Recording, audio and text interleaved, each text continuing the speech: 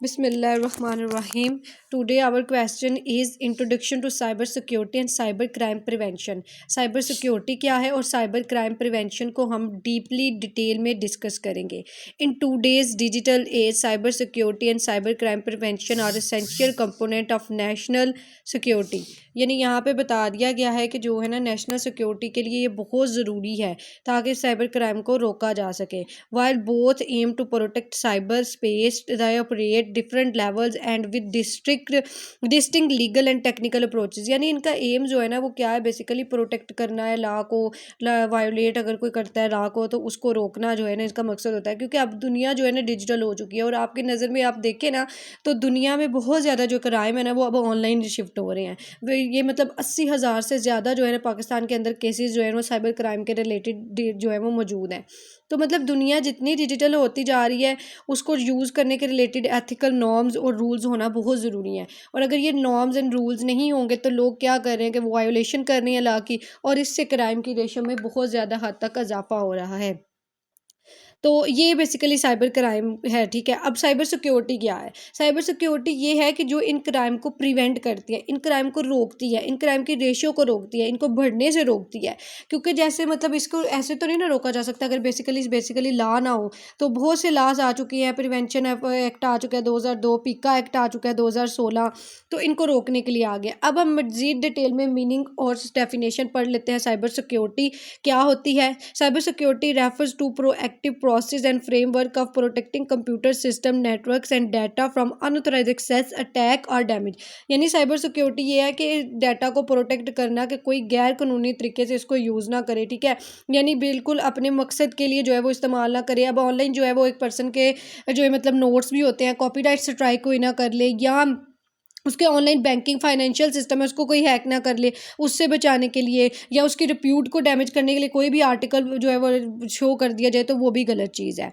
It is proactive focus on prevention and protection through policies technology and awareness. यानी ये एक proactive system है जिसका मकसद क्या होता है कि जो है टेक्नोलॉजीज फराम की जाएँ और ताकि लॉ को बेहतर तरीके से इम्प्लीमेंट करवाया जा सके. उसके बाद लीगल रेफरेंस के लिहाज से अगर हम इसके मीनिंग देखें तो इसमें मतलब ऑब्जेक्टिव याद रखें कि डाटा कॉन्फिडेंशियल रखना, इंटीग्रिटी है, अवेलेबिलिटी है.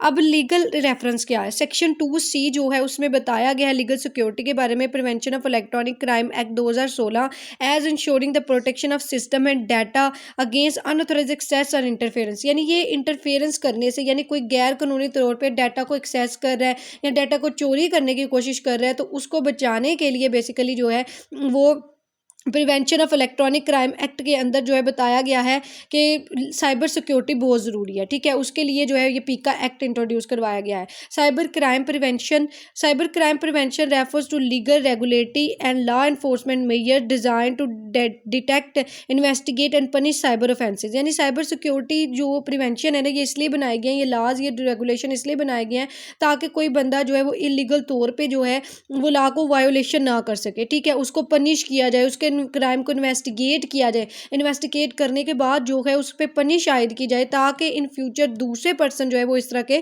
काम ना कर सके. It is reactive and corrective dealing with enforcement and legal prosecution of offender. यानी ये बेसिकली इसलिए किया जाता है कि ताकि जो ऑफेंडर है उसको बेसिकली जो है ना वो इन्फ्रिंज करे लॉ को. अगर हम लीगल रेफरेंस में देखें तो सेक्शन 11 टू चैप्टर 8 जो है PECA act 2016 which defined and criminalize act such as hacking, cyber stalking, electronic fraudery and identify theft. यानी जो चैप्टर 11 है ना उस वहाँ से लेके तो चैप्टर 8 जो अगर आप देखते हैं ना इसका पीका एक्ट का, तो वो बेसिकली किसके रिलेटेड है? डिफरेंट क्राइम्स के बारे में बताते हैं, जिनमें कौन कौन से क्राइम आ जाते हैं. हाईजैकिंग आ जाती है, साइबर स्टॉकिंग आ जाती है, इलेक्ट्रॉनिक फ्रॉडरी, आइडेंटिफाई थेफ्ट है, अनऑथराइज्ड एक्सेस टू डाटा है, कॉपीराइट डाटा है, तो साइबर टेररिज्म है. तो इन तमाम जो ऑफेंसेज हैं ना उससे डील करता है और फिर उनकी पनिशमेंट भी बताएगी. और ये डिफरेंट तरह की होती है, जैसे कि फ्रॉडरी की पनिशमेंट है वो मिलियंस में जो है फाइन होता है. ठीक है, और इसमें जो है इम्प्रिजनमेंट भी हो सकती है. तो पीका एक्ट में कंप्लीट डिटेल में इनके बारे में जो है वो डिस्कशन की गई है ताकि जो है इनको इन्फोर्स इसलिए करवाया गया है ताकि कोई लॉ को वायोलेशन ना करे. और ऑनलाइन जो बंदों के राइट है ना, फंडामेंटल राइट्स जो है बेसिकली हर एक का प्रोटेक्ट करना स्टेट की रिस्पॉन्सिबिलिटी होती है. तो अब ज़ाहिर सी बात है, दुनिया जितनी डिजिटलाइज़ होती जा रही है तो उसके रिलेटेड उतने ही कवानीन जो हैं वो डिजिटलाइज़ होने चाहिए। वक्त के साथ साथ कवानीन बनाने की ज़रूरत महसूस होती है, तो इसलिए पीका एक्ट में इनको मुकम्मल डिटेल में बयान किया गया है। उसके बाद नेक्स्ट चलते हैं। उसके बाद बेसिक फ़ीचर है साइबर सिक्योरिटी स्ट्रेटजी के। क्या बेसिक फ़ीचर्स हैं, क्या इसका मकसद है, तो वो अब हम डिस्कस करते हैं in brief detail. Risk assessment and management, identifying vulnerabilities in system and data. इसका मकसद होता है कि आइडेंटिफाई करना कि जो कारामद चीज़ें हैं डाटा में, किस तरह से उसको बेहतर तरीके से यूज़ किया जा सके, किस तरह से जो है बैंकिंग को, ऑडिट अकाउंट सिस्टम को और गवर्नमेंट सिस्टम को या डिफरेंट सिस्टम्स को बेहतर तरीके से इन्हेंस किया जा सके। उसके बाद क्रिटिकल इंफ्रास्ट्रक्चर प्रोटेक्शन। इंफ्रास्ट्रक्चर होता है जो एक मुल्क का निज़ाम है ना, उसके बैंकिंग सिस्टम है, उसका जो मतलब लोगों को प्रोटेक्शन का सिस्टम है, या जो भी उसने मतलब सिस्टम बनाया हुआ है अपने आप को प्रोटेक्ट करने के लिए, उसको बेहतर तरीके से प्रोटेक्ट करना जो है साइबर सिक्योरिटी का काम है। Ensuring protection of national data system, ये देखा उसने बता दिया कि नेशनल डाटा सिस्टम को मजबूत करना, उसको प्रोटेक्ट करना। Energy grids and communication networks के अलावा जो एनर्जी के प्रोडक्ट्स हैं उसके मतलब जैसे आप देख लें कि उसका एनर्जी के प्रोजेक्ट्स हैं उनको प्रोटेक्ट किया जा रहा है, कम्युनिकेशन नेटवर्क्स हैं उनको प्रोटेक्ट करना जो है वो साइबर सिक्योरिटी में इन्वॉल्व होता है। Example, national CERT computer emergency response team monitor cyber threat in Pakistan. उसके बाद awareness and training, educate users and employees about save online practice and social engineering attacks.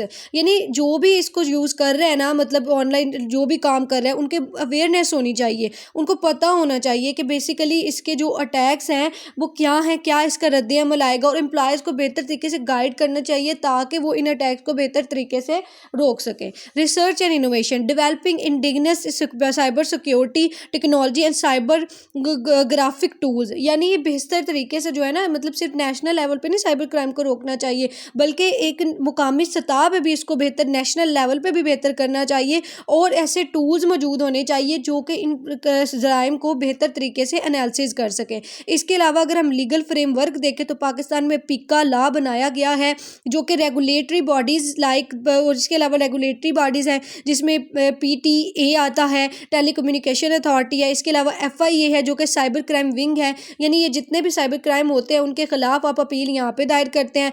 PTA का मकसद होता है कि जितने भी मतलब इलीगल ऑफेंसेस या इस तरह के कोई मवाद TV पे दिखाया जा रहा है तो उसको रोकना, और पीका पनिश करता है डिफरेंट क्राइम्स को जिसमें cyber stalking and all that things जो है वो शामिल होती हैं। Basic features of cyber crime prevention strategy, अब इसकी क्या खसूसियत है साइबर क्राइम प्रिवेंशन स्ट्रेटजी की, वो अब हम डिस्कस कर लेते हैं। Legal framework, criminalisation of cyber offence under पीका 2016 Pakistan penal code and FIA regulation.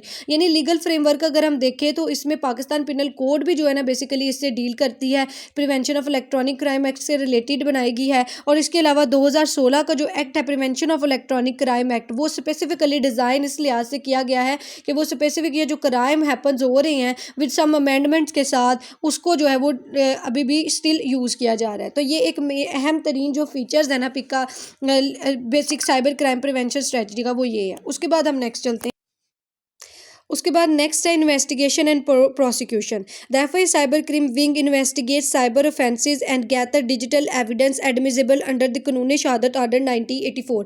अच्छा, इसके अलावा जो इसमें बनाया गया ना साइबर सिक्योरिटी से डील करने के लिए, वो FIA बनाया गया है जहाँ पे एक कंप्लेनर जो मतलब अग्रीव पार्टी होती है साइबर ऑफेंसेस से, वो वहाँ पे जो है वो एप्लीकेशन दायर करती है, और उस एप्लीकेशन के तहत वो जो है ना इन्वेस्टिगेशन होती है और डिजिटल एविडेंस कलेक्ट होते हैं। अब ये जो डिजिटल एविडेंस कलेक्ट होते हैं ना, ये एडमिसिबल किस लॉ के तहत होंगे? ये कानून शहादत आर्डर के जो आर्टिकल 164 है उसके मुताबिक इनको एक्सेप्टेबल कंसिडर किया जा सकता है। यानी इस तरह से एक बंदा अगर ग्रीव्ड है भाई, ऑनलाइन है, तो वो कहाँ पे जाएगा, उसका क्या स्ट्रेटजी होगी, उसको कहाँ से इंसाफ मिलेगा, तो उसका ये तरीक़ाकार है। उसके बाद इंटरनेशनल कोऑपरेशन। अब ये नहीं कि पीका मतलब देखें ना, मतलब साइबर सिक्योरिटी या हैकर तो बाहर के कंट्रीज़ में भी बैठे हुए हैं और वो आपके मुल्क का डाटा चोरी कर रहे हैं, तो उसको आप कैसे प्रोटेक्ट करेंगे? उसको प्रोटेक्ट करने का ये तरीक़ाकार है कि जो इंटरनेशनल कोऑपरेशन है जिसमें इंटरपोल है, UNODC है एंड बुडापेस्ट कन्वेंशन है, ये साइबर क्राइम के रिलेटेड बनाए गए क्रॉस बॉर्डर डिजिटल क्राइम जो हैपन हो रहे हैं ना, उनके साथ पाकिस्तान ने कोऑपरेट किया है ताकि इन क्राइम को जो है इंटरनेशनल लेवल पे भी रोका जा सके, क्योंकि मुल्क के इंफ्रास्ट्रक्चर को इनसे भी बहुत खतरा है। Victim protection and redress, victim of cyber harassment और defamation can file complaint to FIA और PTA एंड कोर्ट्स में order removal of defamatory content. What is the defamatory content? Defamatory content ये होता है एक ऐसा मतलब आर्टिकल हो जाए या कोई ऐसी पिक्चर है जो कि उसकी रेपुटेशन को मुतासर कर रही है, हालांकि वो उसके बारे में बिल्कुल ऑथेंटिक इन्फॉर्मेशन नहीं है, या उस पर्सन ने खुद उस चीज़ की इजाज़त नहीं है और उस चीज़ को अपलोड किया जा रहा है डिफरेंट जगह पे, तो वो क्या है कि उससे जो पर्सन एग्रीव्ड होता है वो क्या कर सकता है, वो FIA की विंग है उसमें क्या कर सकता है कि अपनी एप्लीकेशन दायर कर सकता है और कोर्ट फिर उनको ऑर्डर करेगी कि आप क्या करें कि इस जो मतलब ये संवाद आपने अपलोड किया है इसको रिमूव किया जाए। ठीक है, ये फर्स्ट जो है थिंग थी हमने जो डिस्कस की। उसके बाद कैपेसिटी बिल्डिंग आ गया। उसके बाद क्या इसकी तरीन फीचर्स है, specialise cyber crime investigation training for law enforcement officers, prosecutors and judiciary. अब यहाँ पे ये भी ज़रूरी कंसिडर किया गया है कि भाई जो एक्सपर्ट्स होंगे ना, जिनको मतलब इसके बारे में मुकम्मल नॉलेज होगा, जिन जजेस को, जिन लॉयर्स को, उनको जो है मुकम्मल तौर पर गाइडलाइन देनी चाहिए, उनको वही इस फील्ड में आते हैं। उसके बाद हम नेक्स्ट चलते हैं जिसमें हम डिस्कस करेंगे, ये तो फीचर्स थे जो कि हमने डिस्कस किए। अब हम जो है मज़ीद इसमें डिस्कस करेंगे जो इसके जी फीचर्स हैं। ठीक है, डिफरेंस है साइबर सिक्योरिटी और साइबर क्राइम प्रिवेंशन स्ट्रेटजी के दरमियान क्या डिफरेंस है, उसको हम डिटेल में यहाँ पे डिस्कस कर लेते हैं। चलें जी, अब इसको हम ओपन कर। अच्छा जी, उसके बाद जो इनका सबसे पहला डिफरेंस है ना वो नेचर के लिहाज से ये प्रोएक्टिव है, यानी इनको प्रिवेंशन रोकी जाती है। और साइबर क्राइम प्रिवेंशन स्ट्रेटजी में क्या होता है कि इसमें इन्फोर्स करवाया जाता है लॉ को। ठीक है, उसके बाद ऑब्जेक्टिव इसका मकसद होता है प्रोटेक्ट करना सिस्टम को, डाटा को फ्रॉम अटैक से। और इसका मकसद होता है साइबर क्राइम प्रिवेंशन स्ट्रेटजी का कि डिटेक्ट करना, एनालिसिस करना और फिर पनिश करना ऑफेंडर को कि वो क्यों भी आप लॉ को वायोलेट कर रहे हैं, तो ये मकसद होता है। उसके बाद अप्रोच इसका टेक्निकल ऑर्गेनाइजेशन और लीगल एंड प्रोसीजर है। मेन एक्टर्स इसमें IT एक्सपर्ट्स होते हैं, गवर्नमेंट एजेंसीज हैं, प्राइवेट सेक्टर, जबकि इसमें लॉ इन्फोर्समेंट एजेंसीज जो हैं वो इन्वॉल्व होती हैं। टूल्स यूज़ इसमें fair walls, inscription and antivirus जो है मतलब ये यूज़ किए जाते हैं ताकि जो है इसको क्राइम को बेहतर तरीके से रोका जा सके।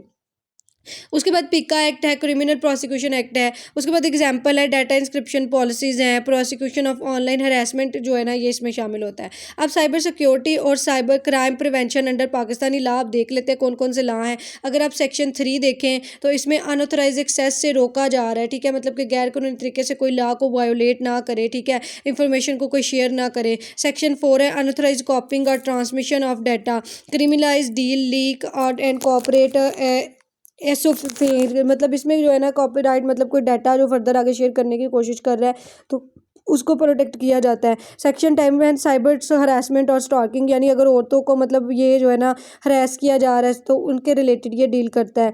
उसके बाद सेक्शन 21 है ऑफेंस अगेंस्ट डिग्निटी और नेचुरल पर्सन, यानी अगर किसी की सालमियत को, इज्जत को नुकसान पहुंचाने की कोशिश की जा रही है तो सेक्शन 21 जो है पीका एक्ट उससे डील करता है। सेक्शन 24 स्पैमिंग और सूफिंग के रिलेटेड डील करता है कि किसी को फ्रॉड ईमेल शेयर करना या जो है इस तरह की इंफॉर्मेशन शेयर करना, तो ये सारी चीज़ें इसमें शामिल होती हैं। उसके बाद सेक्शन 37 है पावर ऑफ PTA और रिमूव और ब्लॉक कंटेंट। ये सेक्शन 37 जो है ये जो PTA है उसको पावर देता है कि कोई भी जो है इस तरह के मतलब एक्ट हैं उसको प्रोटेक्ट करे। अब उसके बाद मज़ीद इसको हम डील कर लेते हैं जिसमें एक्ट आते हैं, जिसमें पाकिस्तान टेलीकम्युनिकेशन रीऑर्गेनाइजेशन एक्ट आता है। इसका मकसद होता है, ये अथॉरिटी है जो कि रेगुलेट करती है डिजिटल कम्युनिकेशन सिस्टम को। इलेक्ट्रॉनिक ट्रांजिशन ऑर्डिनेंस आ जाता है, ये बेसिकली जो है इलेक्ट्रॉनिक रिकॉर्ड्स और सिग्नेचर को डील करता है। नेशनल साइबर सिक्योरिटी पॉलिसीज़ हैं, ये बेसिकली पब्लिक और प्राइवेट सेक्टर्स पे जो डिजिटल डाटा होता है ना उसको बेसिकली ये प्रोटेक्ट करने के लिए होता है। उसके बाद कानून शहादत आर्डर के जो आर्टिकल 164 आप देखें और 165 है, तो ये डिजिटल एविडेंस के एक्सेप्टेबल के रिलेटेड है कि जो ऑनलाइन डाटा है ना उसको बेहतर तरीके से जो है वो प्रोटेक्ट किया जा सके, ये इसमें बताया गया है। उसके बाद नेक्स्ट इसमें आ जाता है कि जी international legal framework reference for law student. अब यहाँ पे हम देखेंगे, ये तो हमने देखा पाकिस्तान के सतह पे कि पाकिस्तान के सतह पे जो है जी ये जो लॉ को प्रोटेक्ट किया जा रहा है। अब हम इंटरनेशनल लेवल पर भी इसको जो है ना एक मुआयजना करते हैं कि इंटरनेशनल लेवल पर भी कैसे इसको प्रोटेक्ट। अच्छा, इसमें आप देखें पाकिस्तान इंटरनेशनल लीगल फ्रेमवर्क है जिसमें ये सारे नाम लिखे हैं, आप जस्ट इनके नाम लिख लीजिएगा। Challenge in Pakistan implementation Pakistan को क्या क्या चैलेंजेस फेस करने पड़े हैं। पाकिस्तान में सबसे पहले जो है लैक ऑफ टेक्निकल एक्सपर्ट्स हैं, मतलब एक्सपर्ट इतने ज़्यादा जो है वो एक्सपर्ट नहीं है जो कि इसको इन्फोर्स करवा सके। लिमिटेड पब्लिक अवेयरनेस, लोगों को इतना पता ही नहीं होता साइबर लॉ के बारे में, और इसकी रिपोर्ट कैसे करवानी है वो ही नहीं पता होता। क्रॉस बॉर्डर जुरिसडिक्शनल इशूज़ हैं, ठीक है। और इसके बाद balance security and freedom of expression है। इसके अलावा इनएडिक्वेट डाटा प्रोटेक्शन लेजिस्लेशन, मतलब हमारा लेजिस्लेशन भी इतना प्रोटेक्ट नहीं है ना, बस एक ही एक्ट है पिका एक्ट, और वही जो है इसको बेसिकली प्रोटेक्ट करने की कोशिश कर रहा है, जो कि बेसिकली जो है ना इंफ्रास्ट्रक्चर उसको बेहतर तरीके से फराहम करने के लिए ज़रूरी है कि बेहतर और अच्छी टर्मिनोलॉजीज़ होनी चाहिए।